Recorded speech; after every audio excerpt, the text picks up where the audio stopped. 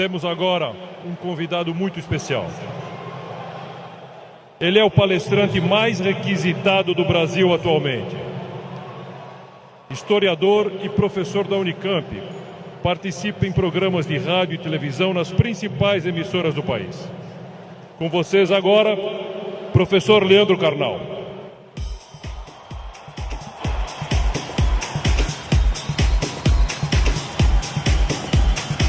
Boa tarde.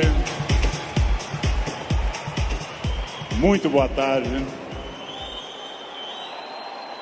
Um imenso prazer estar aqui no Rio de Janeiro. Bem, obrigado. Obrigado. Obrigado. Muito obrigado. Ainda bem que eu não sou tímido. É um imenso prazer estar aqui no Rio de Janeiro, cidade que eu amo tanto. E é um imenso prazer falar sobre o tema que nós vamos falar agora. O tema que nós vamos falar agora, se eu for feliz, e vocês receptivos, como parece que são bastante, se eu for feliz e vocês receptivos, corre o risco, temos a chance de que seja um tema que transforme a vida de vocês. Por quê? Porque eu vou falar naturalmente de autores que eu estudo há 30 anos, eu vou falar das coisas que eu me dedico na universidade, eu vou falar de muitas coisas que vocês encontram nos livros. Mas, minhas senhoras, meus senhores, eu também vou falar das coisas que eu aprendi nesses 54 anos de vida, nesses 35 anos de magistério, e que eu tento transmitir através de livros, vídeos, programas e outras participações. Então, em primeiro lugar, vamos pensar numa pergunta que parece uma pergunta estranha, mas é de longe a pergunta mais importante. Por quê? Porque, obviamente, se num domingo à tarde eu tenho diante de mim esse imenso auditório, se num domingo à tarde eu tenho tanta gente que está aqui, é porque vocês estão dando uma resposta a essa pergunta. Vocês querem ser felizes. Vocês estão respondendo a uma questão importante sobre a realização da vida. Quanto mais consciente for essa resposta, quanto mais você tiver consciência do que você quer e do que você é, mais chance você vai conseguir de ser feliz. A pergunta que eu vou fazer, eu sei a resposta, porque eu estava ali atrás ouvindo essa maravilhosa rave aqui. A pergunta eu sei a resposta, porque nós estamos num clima de alegria, de entusiasmo. Entusiasmo é uma palavra linda, vem do grego cheio de Deus, entheos. Cheio de Deus, entusiasmo. Mas eu vou começar fazendo uma pergunta que eu sei a resposta. É típico de professor isso. Se eu pergunto aqui nesse ambiente entusiasmado, com 27 mil pessoas cheias de energia, se vocês são felizes, eu sei a resposta. Pergunta, nesse momento, quem nessa distinta plateia se considera uma pessoa feliz? Acaba de falir o laboratório do Prozac. Não haverá mais depressão no planeta Terra. Bem, é óbvio que a felicidade de vocês é notável. Se eu fosse cego e surdo, eu sentiria a vibração do auditório. Porém, agora começa a função chata do filósofo. Amanhã, quando vocês estiverem afônicos, semi-surdos, amanhã, quando vier mais uma segunda-feira e mais uma, amanhã, quando vocês lerem os jornais, que são a coisa mais broxante que existe hoje no planeta, ler manchetes de jornais, amanhã vocês estarão talvez não tão entusiasmados quanto hoje, e daqui a 15 dias talvez um pouco menos, Mas esse é um momento em que o entusiasmo é lógico. Então a minha pergunta é para médio e longo prazo, porque eu estou falando de um dos momentos mais difíceis da história do Brasil. Eu estou falando de um momento complicado. Ok. É para eu falar mais próximo do microfone. Eu já acho que eu estou berrando, mas... Num momento da história do Brasil onde existe uma dificuldade imensa. Eu não vou citar o nome dessas pessoas, porque dizem que o simples nome atrai energia negativa para o ambiente. Vamos chamá-los de Voldemort 1, Voldemort 2. Bem, muito difícil que eu consiga pensar, porque da mesma forma que nós temos um momento político difícil, nós temos um isolamento enorme neste país, e as pessoas quase todas estão fechadas sobre seus aparelhos, estão fechadas sobre aquilo que estão lendo e vendo, estão mais olhando suas telas do que outras pessoas. Há um individualismo enorme, crescente. Há um individualismo que nos domina nesse momento, sem sombra de dúvida. E eu vou traduzir esse individualismo nessa piada. Um homem tenta advertir uma senhora que se encontra em rumo de colisão e grita o núcleo duro da mensagem, vaca, porque ele não tem tempo para elaborar uma frase, ele não tem tempo para dizer, cuidado, ó senhora, haverá um choque. Então ele grita apenas vaca, e ela que não olha para o rosto dele, e ela que não vê que o rosto dele é de preocupação e não de insulto, ela se vira e insinua que o casamento dele é uma sociedade aberta e não fechada. Bem,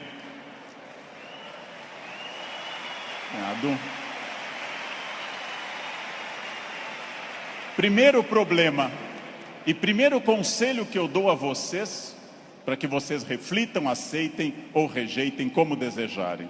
Primeiro conselho importante: olhem para o rosto das pessoas, olhem para o rosto dos clientes, olhem para o rosto de quem está comprando, porque o rosto humano é um livro poderoso que traduz tudo.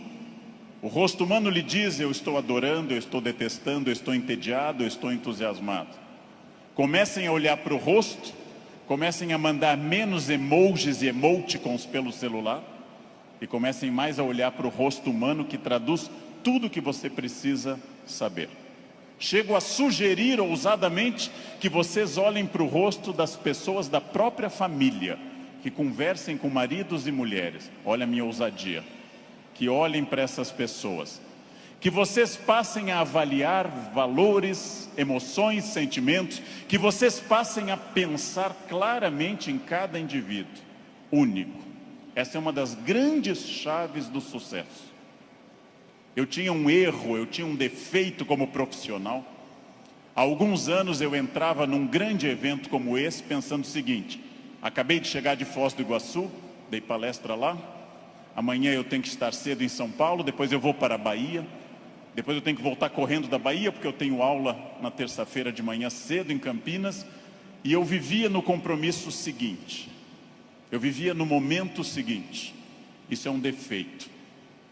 Vivam no momento que vocês estão.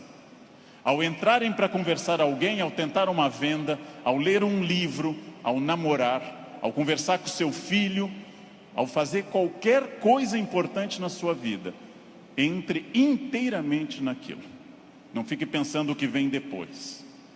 Faça daquela experiência única, e que a pessoa que está com você não entenda e não sinta, em hipótese alguma, que ela é um obstáculo ao seu horário, que ela é um obstáculo à sua realização. Entreguem-se. Entreguem-se a isso.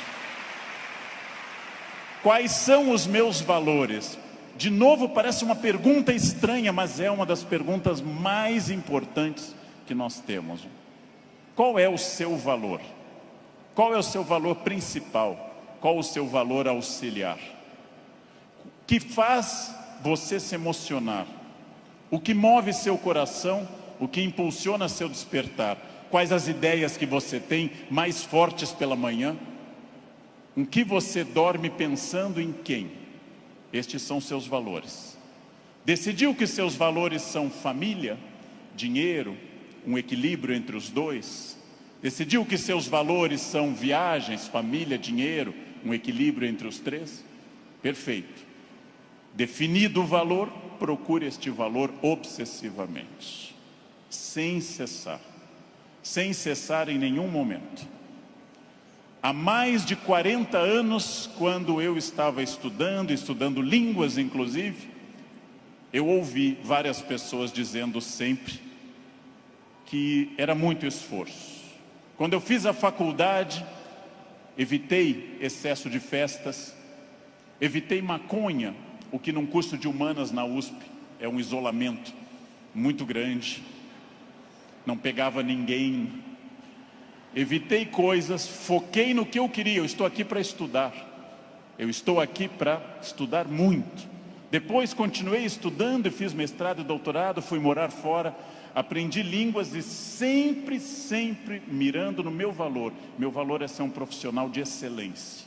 E não apenas excelência média, de grande excelência. Então, eu mirei desde o início, gente. Eu mirei na ideia que eu quero ser Alexandre o Grande, não Alexandre o Médio, nem o Pequeno. Não quero ser médio, não quero ser a pessoa legalzinha. Por incrível que pareça, e até vaidoso que possa parecer a vocês, mas isso foi um lema de vida, desde muito cedo eu disse, eu quero ser, se não o melhor, um dos melhores professores do Brasil. Um valor alto, vaidoso. Só que eu aprendi que mirando alto, às vezes a gente consegue um pouco menos. Se você mirar baixo, você consegue ainda menos. Mire alto. Não tente ser o melhor vendedor do condomínio, é muito pouco. Não tente ser a melhor pessoa da rua, é muito pouco. Mirem alto. Mirem alto e busquem isso. Eu quero ser o melhor vendedor do Brasil. Simplesmente isso. Se alguém acha que não pode, ache os instrumentos para poder. E aí um outro conselho importante. Querem saber quando está dando certo? Querem saber quando o projeto de vida de vocês acertou no valor? São aqueles semi-amigos. Semi-amigo é o inimigo que lhe abraça.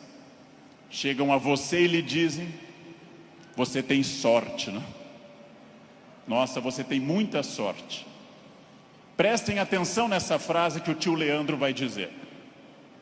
Sorte é o nome que o vagabundo dá ao esforço que ele não faz. Então, sorte existe? Sim. Eu não controlo tudo. Eu não sou Deus, eu não controlo tudo. Por vezes eu estou em Congonhas, o avião tenta aterrissar e arremete. É para testar a força do esfíncter de vocês.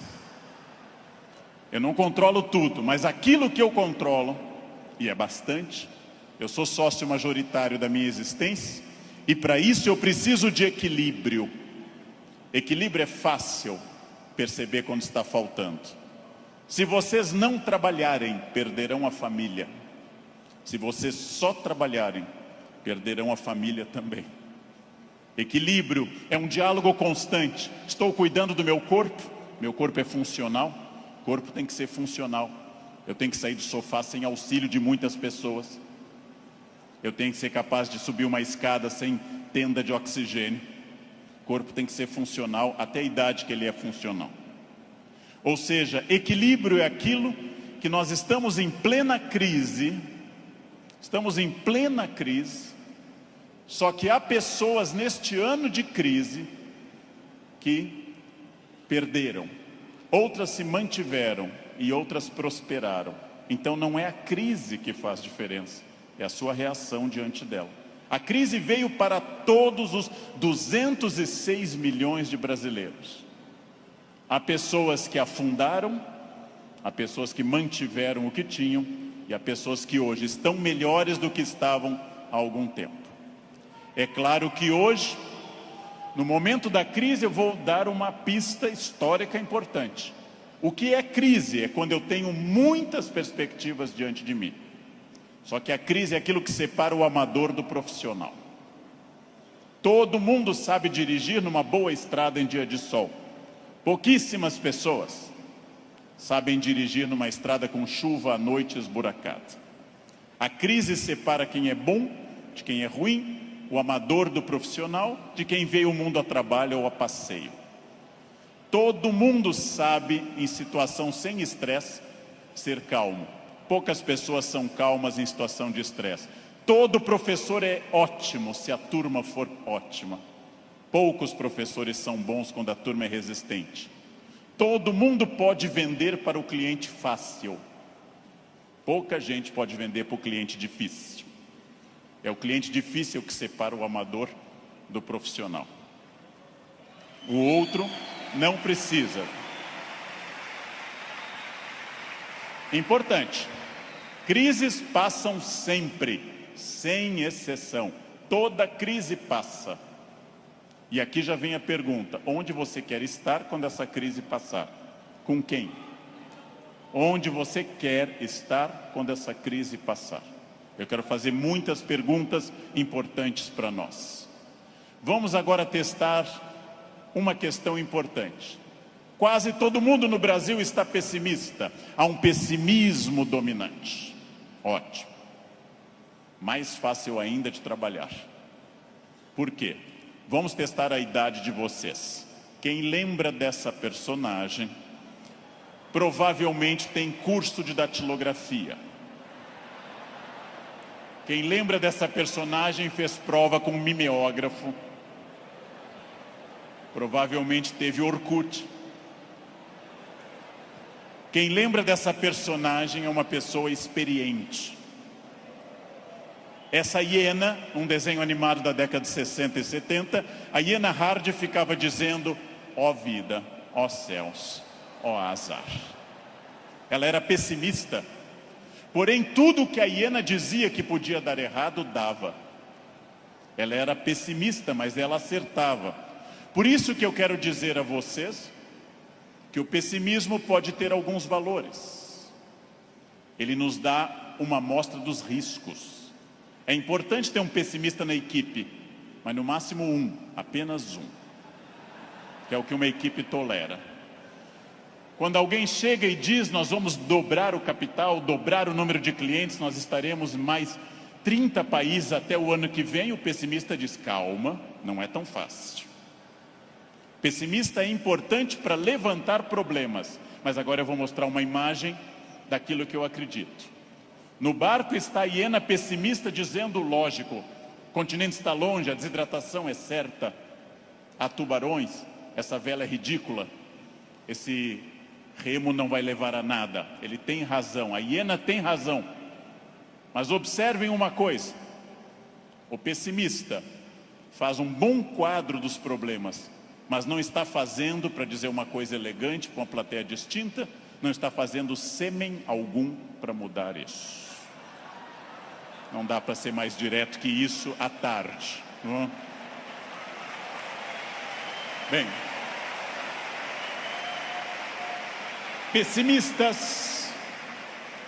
pessimistas são bons para levantar os riscos. Pessimistas são péssimos para resolver os problemas.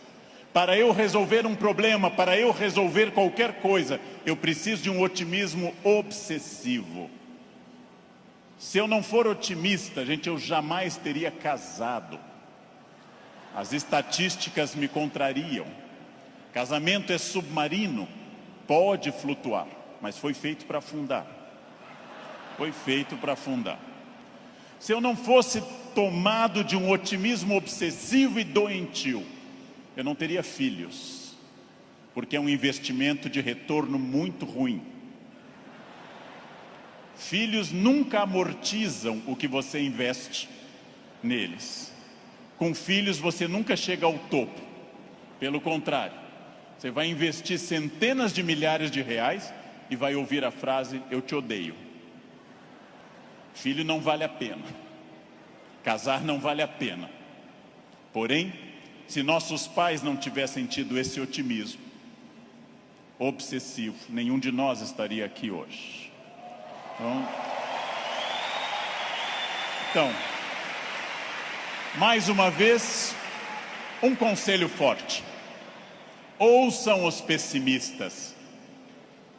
Para pessimista não vale a mãe é sempre otimista com vocês. Ouçam um cunhado é bom para isso. Ouçam o cunhado. Ouçam os pessimistas. Vejam o que eles têm a dizer, agradeçam. Enquanto eles falam, tenham aquela reação bovina.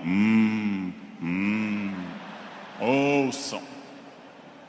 Depois agradeçam e comecem a trabalhar com otimismo total. É só assim que se cresce. É só assim que se consegue alguma coisa. Eu não sei quem governará o Brasil no ano que vem. Pela tradição republicana, o pior possível, mas ainda não escolhemos. Eu não sei, aliás, nem quem governará o Brasil no fim deste ano. Eu tenho total incerteza, mas quero garantir a vocês que, apesar da imprevisibilidade, há uma chave na mão de vocês chamada preparo. Quem daqui ler mais livros sobre técnicas boas de venda, estudar mais psicologia de vendas, quem tiver mais método, quem for mais otimista, quem for mais metódico, não sabe o que vai enfrentar, mas estará melhor do que quem não fizer isso. Não sei onde estaremos, gente. Não sei onde estaremos. Vejam, em nenhum momento na graduação de História e Filosofia, em nenhum momento fazendo mestrado ou doutorado ou estudando fora, eu imaginei que um dia eu teria a honra de falar para essa plateia tão numerosa e entusiasmada. Em nenhum momento. Jamais. E não obstante, ter estudado me trouxe até aqui. Ou seja, essa é a chave. Pergunta óbvia, onde você quer estar o ano que vem? Eu não sei o ano que vem, eu não sei 2018, eu não sei 2027, daqui a 10 anos. O futuro é sempre nebuloso. Gente que há 2, 3 ou 4 anos governava este país e tinha uma renda maior que todo esse auditório junto. Hoje está tendo uma hora de sol em Curitiba. Então, futuro é sempre oscilante. Porém, vamos transformar essas palavras. Substituamos passado por experiência, o que os trouxe até aqui. O presente, ação, esse encontro aqui na Barra. O futuro é estratégia, o que vai ser gestado nesse dia para o que vem pela frente. Se vocês pensarem em futuro como estratégia, entenderão que sim, o futuro é absolutamente imprevisível. Mas quanto mais estratégia eu tiver, mais eu vou controlar. A chuva vai vir para todos. Quem souber nadar melhor vai sobreviver. Esse é um dado óbvio. Bem, mas eu erro. Eu erro bastante. Eu, Leandro, sou hoje melhor professor, porque já errei bastante. Eu, Leandro, erro. Errar é humano. Lembrem que no nosso mito fundacional judaico-cristão, a primeira empresa do mundo chamou-se Éden, e o proprietário selecionou 2 funcionários, dali mesmo, não fez seleção externa, criou ali dentro do Éden mesmo. Deu apenas uma regra, fez uma semana de compliance e deu apenas uma regra. Só não pode comer uma fruta, o resto tudo pode. Foram lá e comeram. Foram demitidos por justa causa. Foram para o mundo, tiveram 2 filhos. Um matou o outro, Caim matou Abel. Primeira família do mundo, a mais próxima de Deus. 2 infratores, um assassino e um cadáver. Essa é a primeira família do mundo. Uma família que tinha tudo para dar certo, gente. Não tinha sogra, não tinha nora e não tinha genro. Uma família perfeita. E deu errado.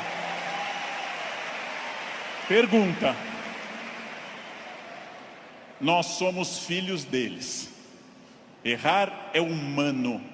Significa que todos que estão aqui, com exceção dos mentirosos, já erraram. Só os mentirosos nunca erraram, porque são mentirosos e dizem que nunca erraram. Faz uma coisa que eu treino há mais de 50 anos diariamente. Eu treino andar. Faz mais de 50 anos que eu treino diariamente e eu tropeço. Erro é um recado. Erro é um recado enviado para dizer que você pode mudar de estratégia, tem que aprender, tem que ter cuidado. Erro é fundamental.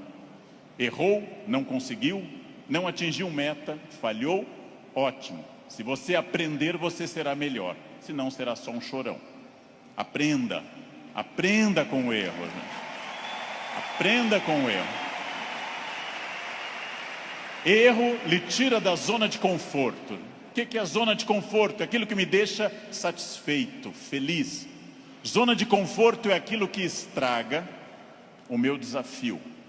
Ostra feliz, diz Rubem Alves, ostra feliz não desenvolve pérola. A pérola é a resposta da ostra a isso. Por que a ostra faz uma pérola? Porque um grão de areia a incomoda e ela reveste com madrepérola. Sem isso a ostra não produziria pérola. Zona de conforto é aquilo que lhe deixa repetindo. Eu caso, e caso como todo mundo com entusiasmo, querendo cuidar muito, fazendo muito afago e afeto, e vou ficando mais confortável no casamento, passo a ficar mais tempo no sofá, passo a usar moletom, passo a beijar minha esposa na testa, sinal claro de declínio erótico. Passo a chamar minha esposa de mãe, que é para não ter nada sexual mais, porque com a mãe ninguém tem nada.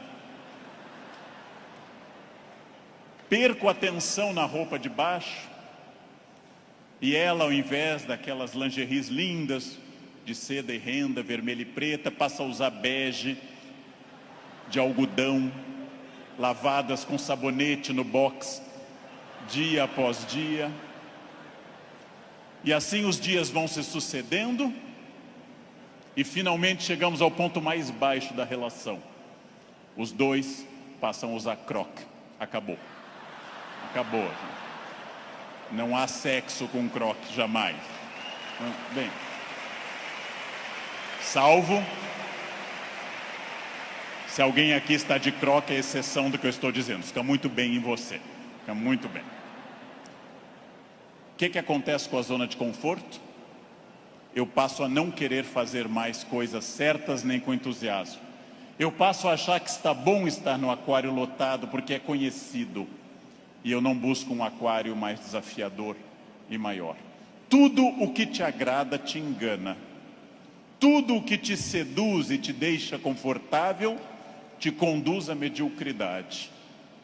Quanto mais você tiver desafios, mais você vai responder a esses desafios. Zona de conforto é muito curiosa, porque ela significa o fim da luta. Saiam da zona de conforto.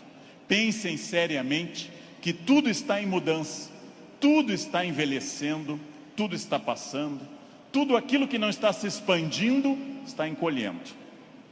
Tudo aquilo que não está melhorando está piorando. Isso é a realidade do mundo. Se você não mudar o seu negócio, alguém mais jovem e mais dinâmico vai mudar.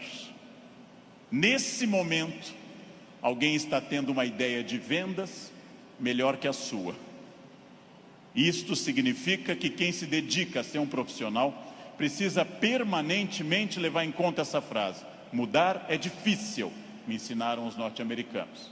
Mudar é difícil, não mudar é fatal. Mudar é difícil, não mudar é fatal. Isso é fundamental, gente. Tem duas opções: enfrentar a mudança, enfrentar o desafio e pensar: esse ano eu consegui isso, que bom, e agora? Ah, mas eu já falo inglês. Ótimo. Qual o passo seguinte? Eu já consegui a minha casa, perfeito. Era esse o seu objetivo material? Qual é o passo seguinte nos outros objetivos? Não mudar é fatal. Protagonismo é quando eu entendo que a minha vida não mudou por causa dos astros. Não mudou porque Mercúrio estava retrógrado. Não mudou porque Saturno está sob meu signo. Mudou porque eu agi. Mudou porque eu fiz alguma coisa. Protagonismo é isso.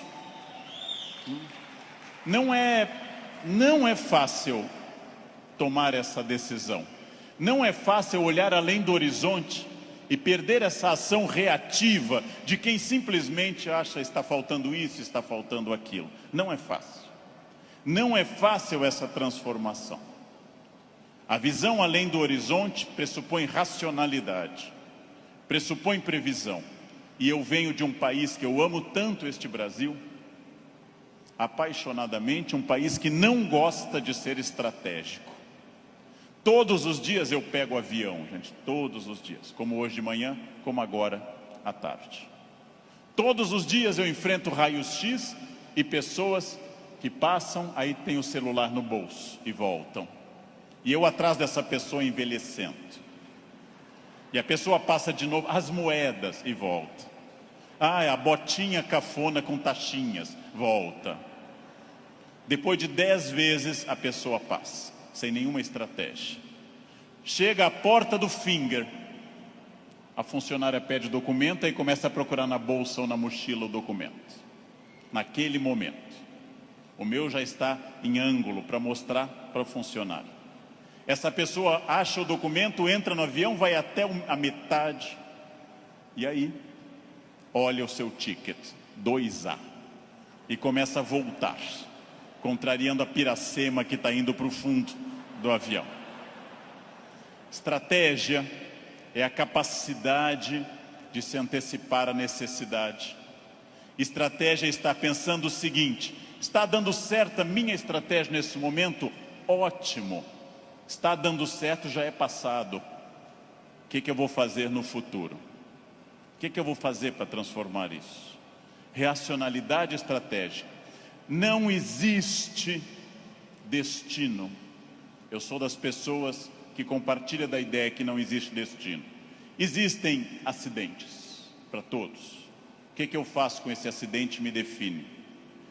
Leandro, você fala bem porque você é de aquário. Eu sou de aquário. Aquário é ar. Pessoas de ar falam bastante. Gêmeos também. Você é muito ciumenta, mulher, porque você é de escorpião. Escorpião é tomado pelos ciúmes. Mas que marido exemplar? É câncer. Câncer é água. Chora até a inauguração do supermercado. Mas que chefe autoritário? Áries. Ele é de Áries. É muito autoritário. Que secretária organizada? Virgem. Virginianos têm toque com ordem. Muito bem. Isso é pensamento mágico. Sabe o que é pensamento mágico? Acreditar que a minha vida é determinada por uma constelação na hora do nascimento. Sabem o que é vaidade, que também atrapalha? É ficar pensando agora, por que ele não falou do meu signo até agora? Isso é vaidade. Será que ele vai falar do meu signo? Isso é vaidade. Bem, superem isso. Superem essa ideia de sorte, azar, destino. Introduzam a ideia de decisão, estratégia e trabalho. Sartre diz, o filósofo que morreu em 1980, Sartre diz: não importa o que a vida fez de você. Pausa. Importa o que você fez com o que a vida fez de você. Não importa o que a vida fez de você. Importa o que você fez com isso. Você conseguiu aprender inglês porque sua família era rica e te levava para esquiar em Aspen, no Colorado? Ótimo. Tem outra maneira de aprender, na biblioteca pública com CDs de graça. Aspen é bom, Aspen é legal, mas não está impedido o acesso para outras pessoas. Não importa isso. A vida te deu 3 chances de sucesso material. Nascimento é a primeira. Quem nasceu de família boa, mas desprovida de recursos, já queimou 1/3 das chances. Família amorosa, mas sem CNPJ forte. Segunda chance, casamento. Quem casou por amor já queimou 2/3 das chances. Casar por amor elimina mais 1/3 das suas chances. Sobrou só um, gente. Só um caminho. Trabalhar.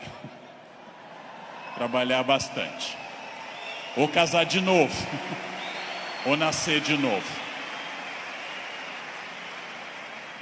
Eu já me convenci que é trabalho, que queimei os 2/3 iniciais também. Tenho família amorosa e muito trabalho pela frente. O que significa isso, gente? Vamos pensar. Eu não sou controlado. Eu não sou controlado pelo destino.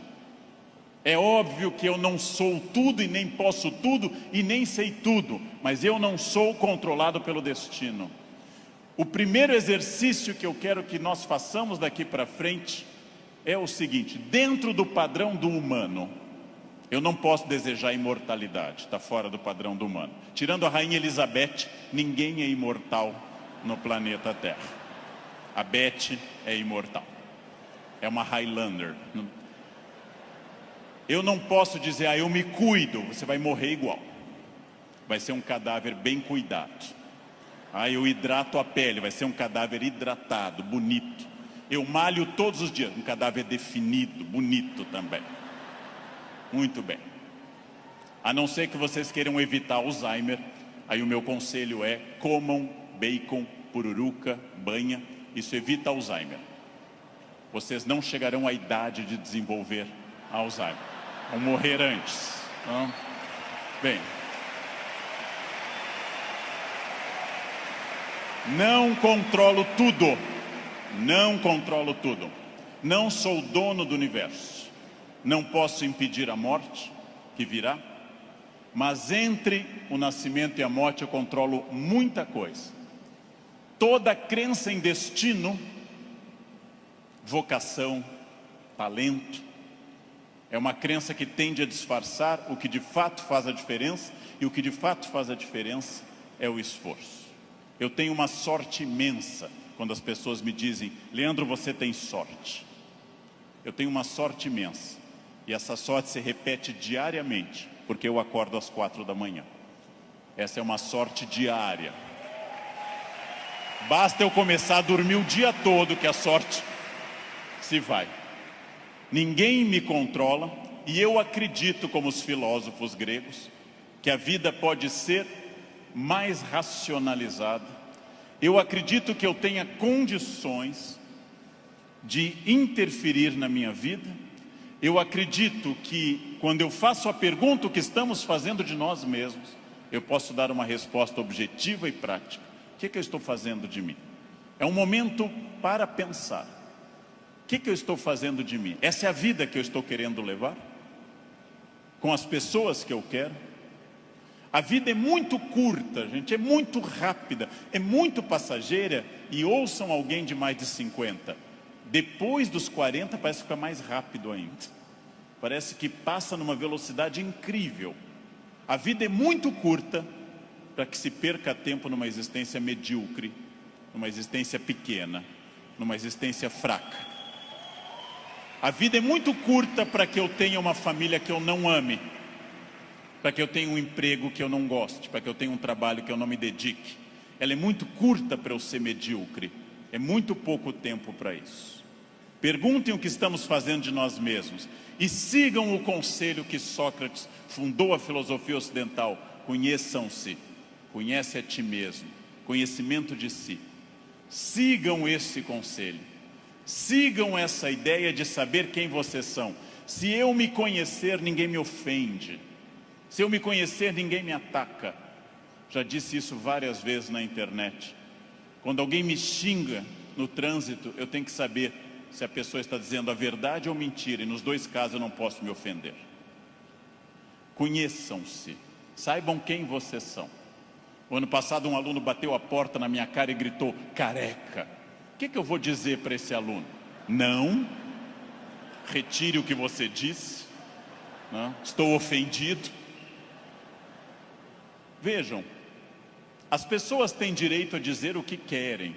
É um direito constitucional. Eu só me ofendo quando eu concordo com elas. Ataque é veneno. Veneno só funciona se eu tomar. Ataque é veneno, eu preciso tomá-lo. Então, se eu não tomar, o veneno não funciona.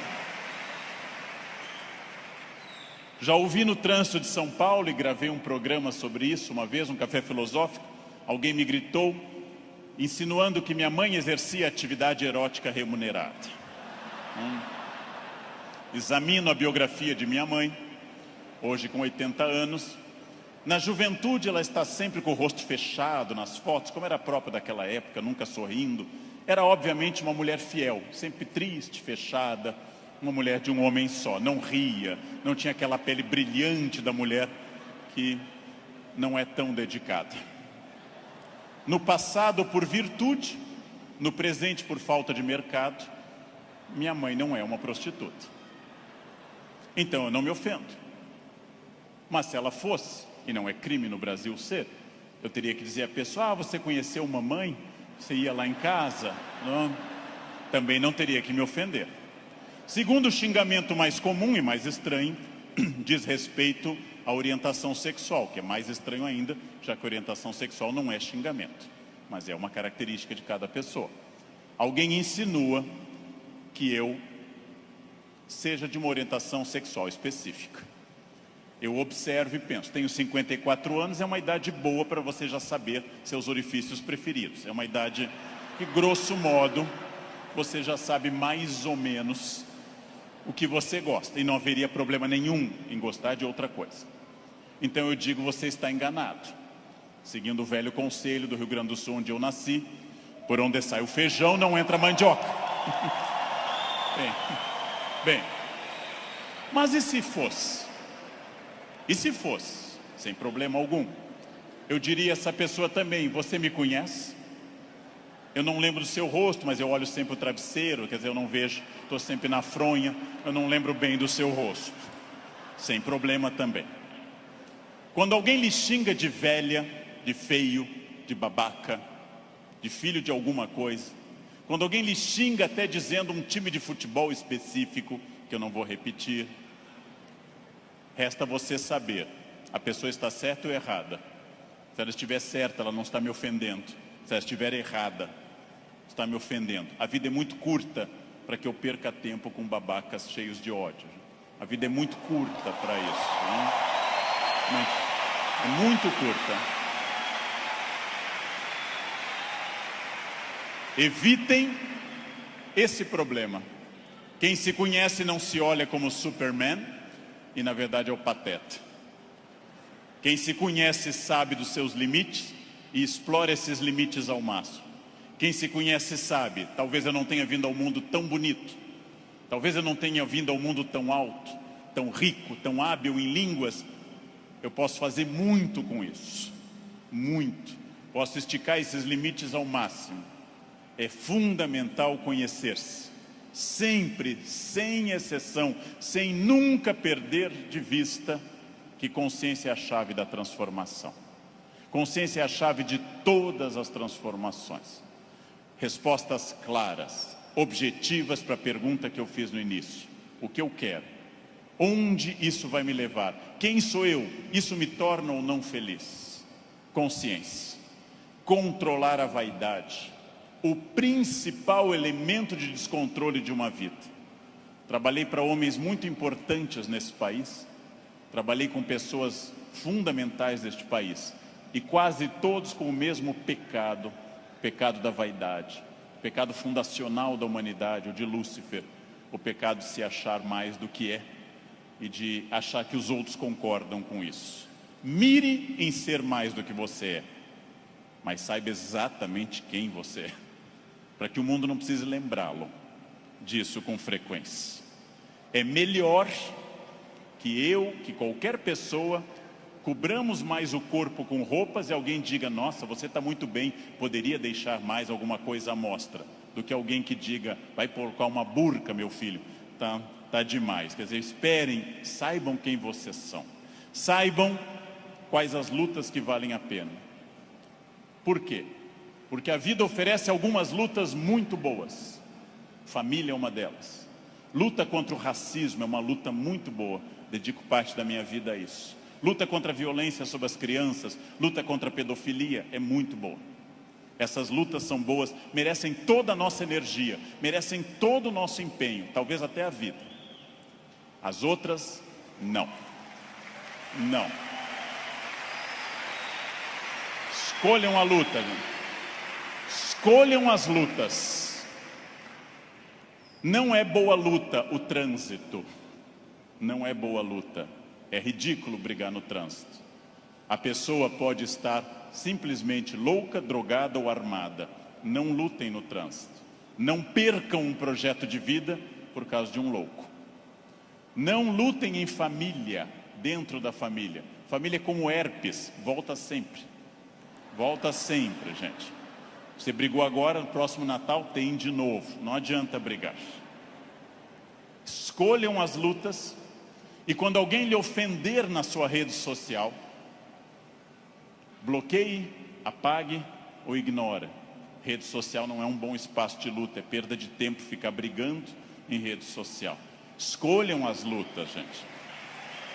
E aqui um detalhe, uma campanha. Falando no Brasil inteiro, eu estou lançando uma campanha, gente. Pelo amor de Deus, parem de dar bom dia em grupo de WhatsApp. É a minha campanha. É minha campanha.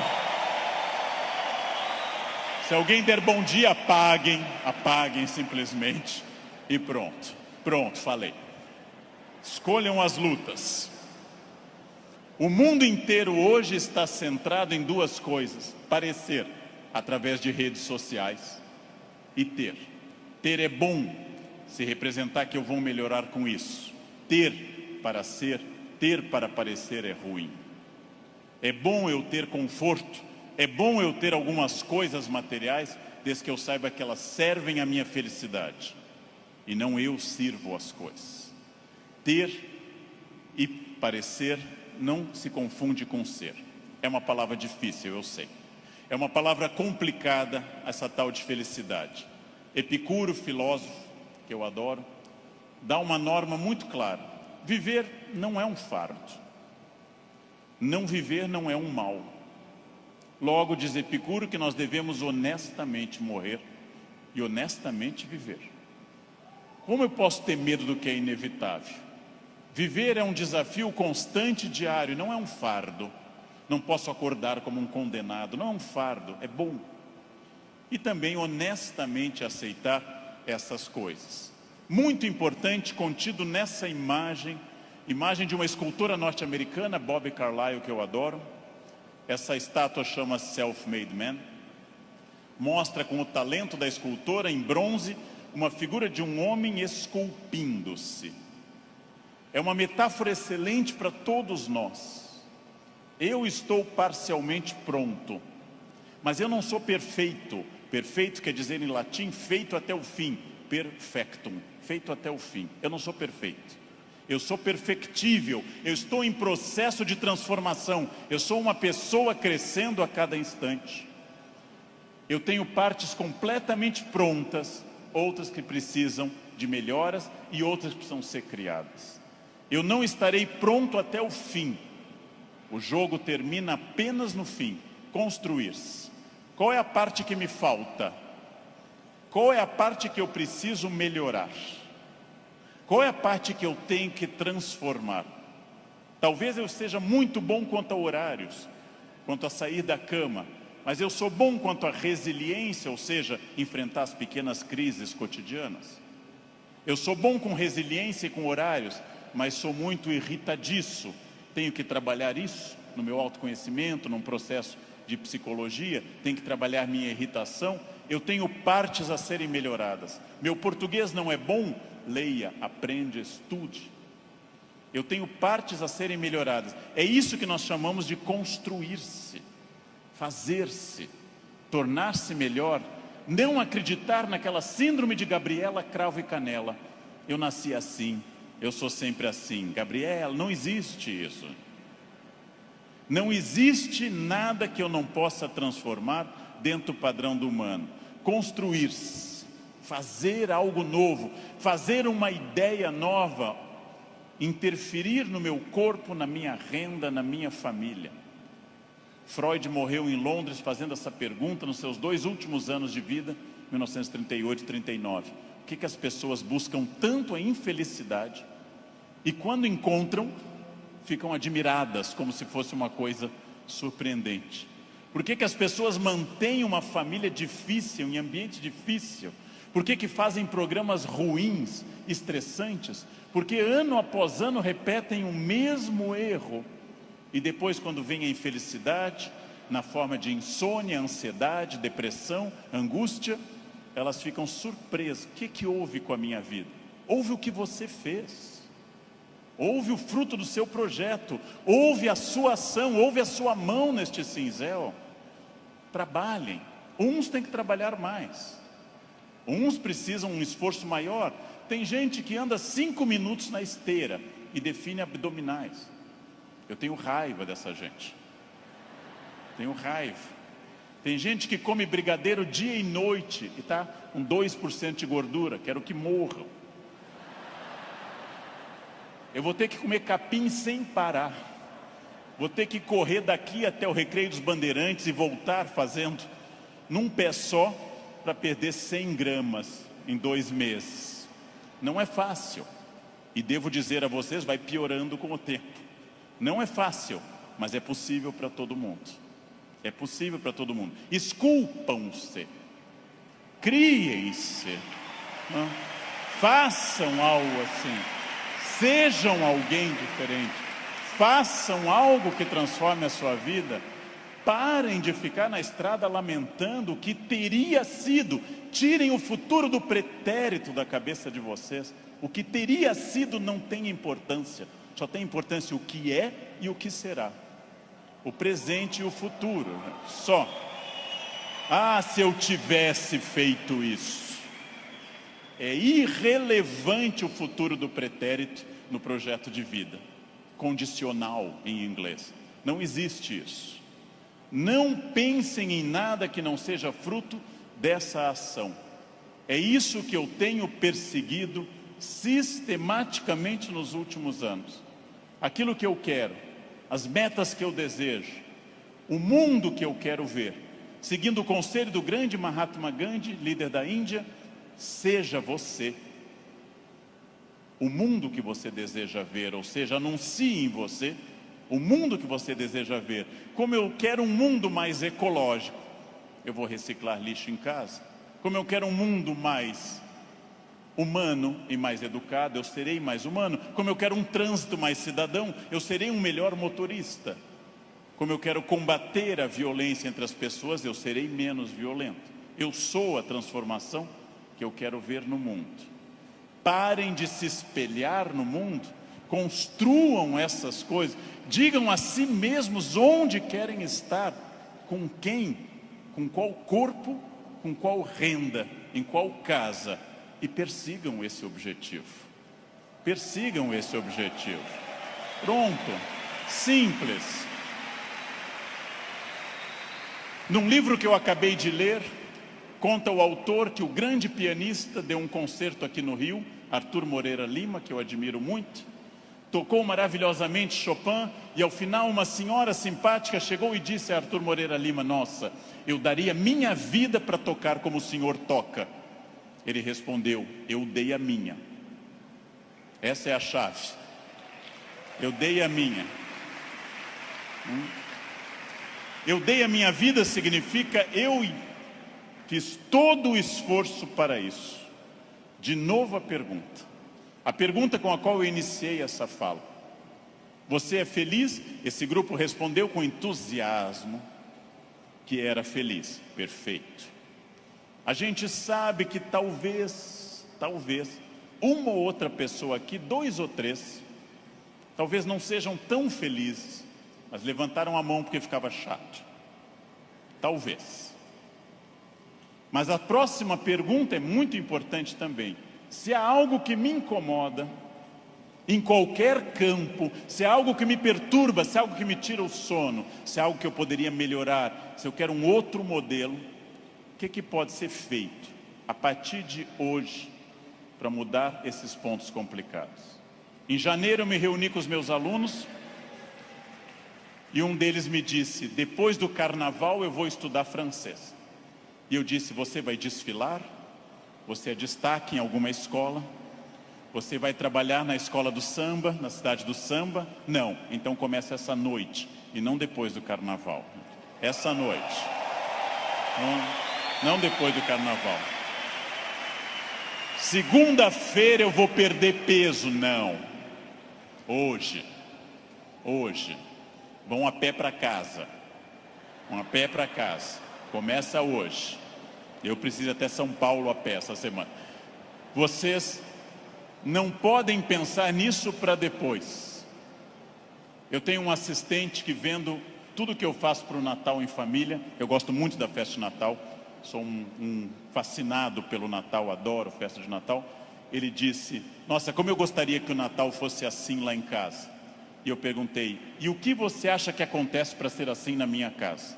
Anjos descem dia 24 e trazem a ceia e as atrações prontas, ou você me vê desde outubro no telefone indo atrás disso? O Natal será o que você quiser que ele seja. Será o que você quiser que ele seja. Se o seu Natal é depressivo, se o seu Natal é aquele que toca Jingle Bells e você chora, se o seu Natal é depressivo, é uma escolha sua, respeitável. Você gosta de Natal assim. Se o seu Natal é alegre, é uma escolha sua. Isto vale para tudo que vocês decidirem. O que pode ser feito para mudar os pontos complicados? Onde eu posso transformar quem eu quero ser daqui para frente? Eu digo isso sabendo que é fácil dizer e é complicado fazer. E o que eu ganho se eu for estratégico, consciente? O que eu ganho se eu tiver autoconhecimento? Estou recapitulando o que eu falei. E o que eu ganho se eu fizer as perguntas certas e me esforçar para atingir esse objetivo? A resposta disso é óbvia, é a vida plena. O que é uma vida plena? É a vida que eu controlo de acordo com a minha felicidade. Pessoas não plenas são aquelas que dizem que são levadas. Não dei sorte. Tentei, mas foi assim. Minha família não é uma família de sucesso. Eu tentei, mas não era o que eu queria. Não, você não tentou suficientemente. Acontece que, para conduzir a uma conclusão, tem uma coisa terrível. O fracasso é uma das coisas mais confortáveis que a espécie humana inventou. O fracasso é agradável, me tira toda a responsabilidade. Não dei certo, fui à falência, adquiri um vício, eu bebo até cair. O fracasso é super confortável, porque ele me faz parar de lutar. No momento que eu paro de lutar, eu me sinto tranquilo. O fracasso é um quarto confortável, o sucesso é um quarto desafiador. O fracasso é uma coisa que agrada a maioria das pessoas, por incrível que pareça. Por isso tanta gente gosta do fracasso. Por isso tanta gente fica no fracasso. Por isso que tanta gente leva um casamento ruim 30 anos. Fica num emprego ruim 30 anos. Não faz uma coisa certa uma década inteira e pensando, não deu. Porque isso é confortável. É confortável. E aí volto à pergunta que eu fiz aos senhores desde o início. Volto a essa pergunta fundamental. De fato, o que eu quero? Quem eu sou? Onde eu quero chegar? Com quem eu quero chegar? Quais são meus objetivos? Se eu tiver consciência profunda, eu transformo por completo. Então, a primeira pergunta vocês já deram a resposta. E deram a resposta antes de ouvir o que eu tinha para falar. Todos aqui são felizes. Ótimo. Perfeito. A segunda pergunta é mais complicada. É a pergunta para deixar para vocês pensando nessa linda tarde de domingo. Quem daqui quer, nos próximos 10, 20 ou 30 anos, quem daqui quer continuar sendo feliz, com êxito e feliz? Bem, melhor ainda, eu também. Melhor ainda, agora vai começar o primeiro dia do resto da vida de vocês. Agora começa a parte mais importante. Esqueçam o que passou. Esqueçam o passado. Esqueçam tudo que veio até aqui. Reinvente-se. Reconstrua. Faça dessa vida um espaço completamente diferente. Fácil. Sua vida vai continuar sendo muito feliz. Não se acostume ao fracasso. Acostume-se à felicidade. Desafiem-se. Sejam melhores. A vida só vale a pena se ela for intensamente vivida e intensamente aproveitada dentro desses objetivos. Por que que eu sei isso? Porque é o que eu faço aqui hoje, inclusive. Então, muito obrigado pela atenção de vocês. Muito obrigado. Obrigado. Muito obrigado.